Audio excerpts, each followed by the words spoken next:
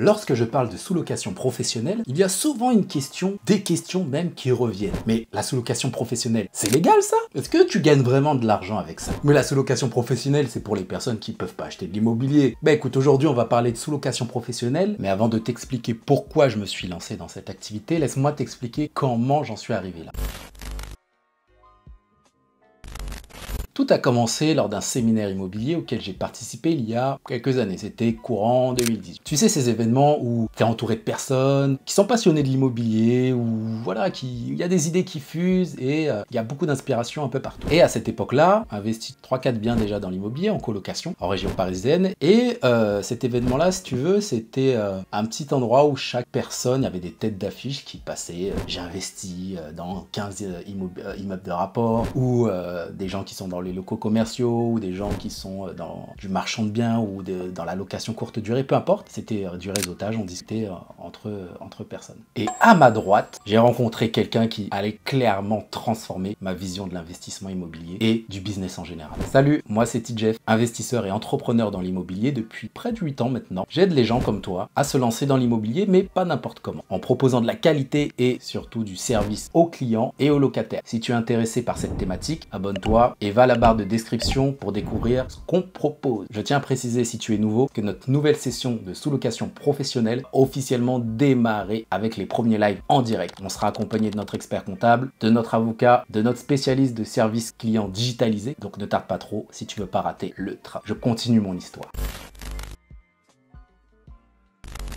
Donc du coup, je te disais, j'ai rencontré ce gars-là, et naturellement, quand il y a des gens autour de toi, tu essaies de taper la causette, de savoir un peu ce que les personnes font. Et la connexion s'est faite assez rapidement. Donc le gars me dit, c'est moi qui lui pose d'abord la question, je lui dis, ah toi tu fais quoi dans l'immobilier? Et puis il me dit, bon j'ai déjà fait un petit peu d'immobilier, acheté 1 ou 2 biens, mais que j'ai revendu. Et aujourd'hui je fais de la sous-location professionnelle. Je dis, de la sous-location professionnelle, c'est quoi ça? Et puis il m'explique le principe. Donc il loue des biens avec sa société à des propriétaires, et derrière il les exploite soit via Booking, soit via des partenariats qu'il a avec des sociétés qui veulent placer leurs salariés pendant 1 mois, pendant 2 mois, etc. Il me raconte tout ça. Et moi dans ma tête, quand il me dit tout ça, je me dis bon, il a peut-être 2-3 biens, 3-4 biens comme ça, fait comme ça. Et j'ai dit, ah ouais, t'en as combien? 3-4? Il me dit, ah non, j'ai vraiment industrialisé l'ensemble.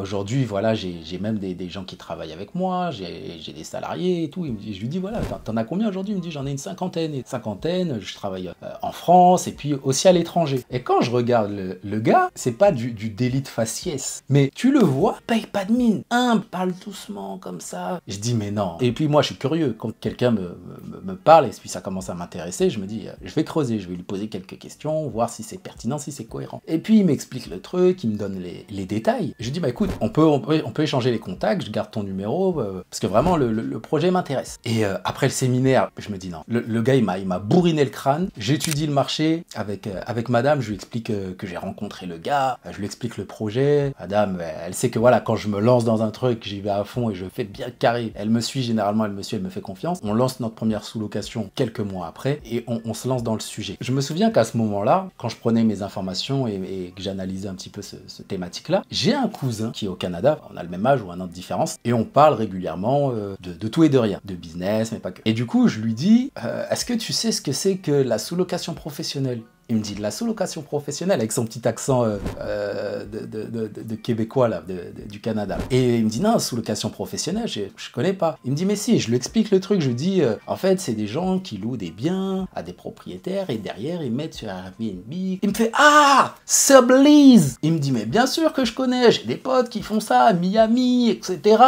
Mais ça existe depuis longtemps. Il me dit comment ça longtemps? Il me dit mais ça c'est tout nouveau chez vous, parce que c'est vrai que souvent on se dit les choses arrivent d'abord en Amérique du Nord et ça arrive quelques années en Europe. Et du coup il m'explique le truc, ouais, Sublease, rent to rent, il m'explique, il me dit ouais je connais et tout, franchement c'est un bon business, mes gars ils se mettent bien là-bas. Et je me dis non, franchement je connaissais pas, je vais me renseigner et on va y aller, on va voir ce que ça donne. Et la conclusion de cette partie là, c'est vraiment connectez-vous avec les gens, même dans les événements où tu penses que tu vas pas apprendre grand chose, tu vas soit rencontrer des personnes comme j'ai rencontré, tu vas apprendre une petite astuce, une petite information, peut-être que tu vas rencontrer rencontrer un éventuel associé, un éventuel partenaire. Si par exemple, comme moi, tu as des produits ou des services, tu vas rencontrer des clients. Ou même si ces personnes-là, par exemple, ne sont pas intéressées par ton produit, elles vont se dire « Ah, mais ouais, c'est pas mal ce que tu proposes. J'ai peut-être une sœur, une cousine, un collègue ou une personne autour de moi qui peut être intéressée. » Hop, connexion, échange de coordonnées et les choses se font comme ça. Donc vraiment, aller dans ce genre d'événement, ce sera toujours bénéfique.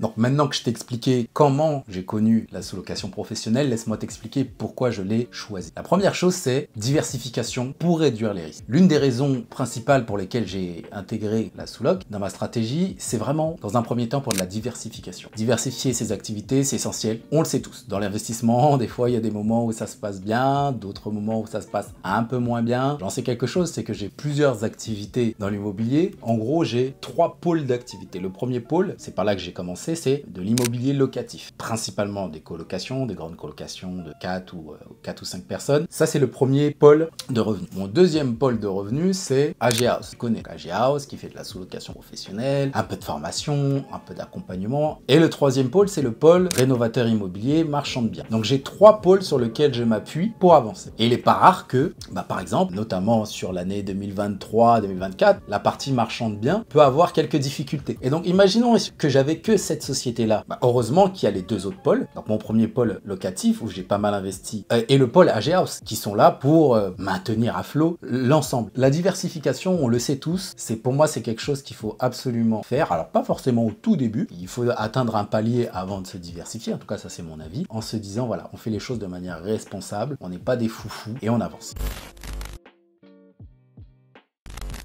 Le deuxième point, c'est vraiment l'effet de levier. L'effet de levier que procure la sous-location professionnelle. Les revenus que je tire de cette activité-là ne sont pas seulement pour un complément de revenus. Oui, ça peut être utilisé pour mon quotidien, mais il faut voir plus loin. Il faut se dire que c'est un véritable tremplin pour d'autres projets d'investissement. Alors, moi, c'est principalement des investissements immobiliers, en tout cas des projets immobiliers, en SCI ou en SARL de famille, peu importe. Mais ce sont des apports que je peux récupérer de la société AG House pour de l'investissement immobilier. Alors aujourd'hui, malheureusement sur cette année, j'ai un beau projet qui a capoté, ça arrive, mais je sais que l'argent est là, il est disponible, la trésorerie est là. Quand il y aura des projets que j'estime intéressants, je peux dégainer. Et ça, c'est super important. Ce flux de trésorerie régulier qui permet de réinvestir dans d'autres secteurs. Donc en d'autres termes, la sous-location professionnelle, ça devient une base solide sur laquelle je peux construire de nouveaux projets.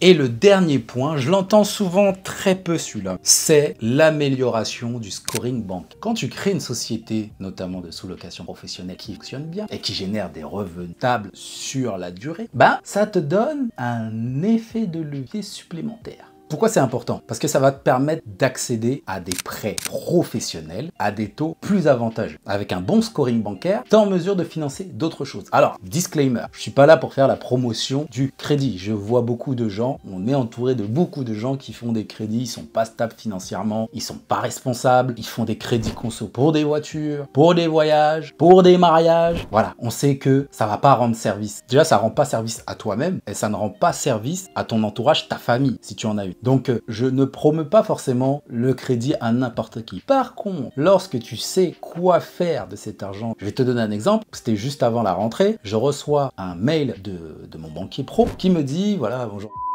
Est-ce que vous pouvez m'envoyer votre dernier bilan parce qu'on ne l'a pas, ça permettra de voir ce qu'on peut faire pour vous par la suite, etc.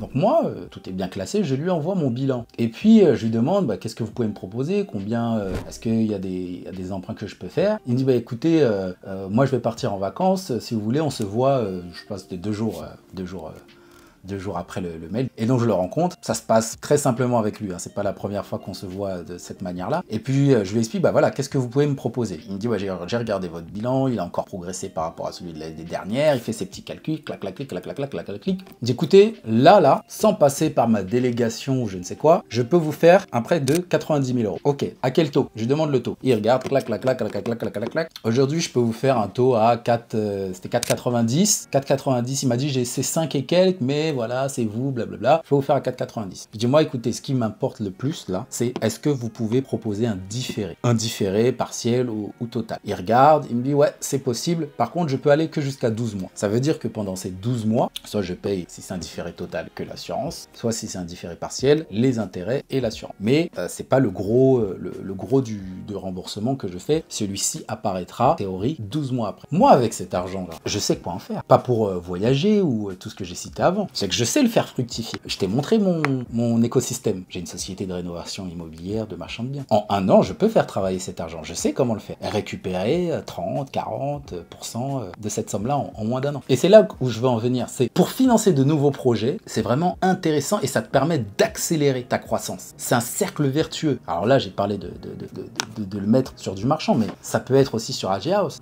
sur la publicité, sur aller sur de nouvelles sous-locations professionnelles, des maisons, des petites villas, transformées en plus haut standing. Ça peut être dans du matériel, peu importe, pour développer tout simplement la société. C'est un cercle vertueux, j'ai dit, à long terme. Et ça aussi, ça permet de sécuriser tout l'ensemble. Donc, l'amélioration du scoring bancaire, ne le sous-estimez pas lorsque vous vous lancez dans cette activité. Parce que la sous-location professionnelle, si c'est bien fait, quand tu as plusieurs logements, tu as des revenus qui tombent tous les jours, quasi quotidiennement. Donc quand le banquier il regarde les relevés, il regarde les trucs, il voit qu'il y a de l'argent qui tombe tout le temps. Il voit 10 000, 15 000, 20 000, 25 000 par mois. Il le voit.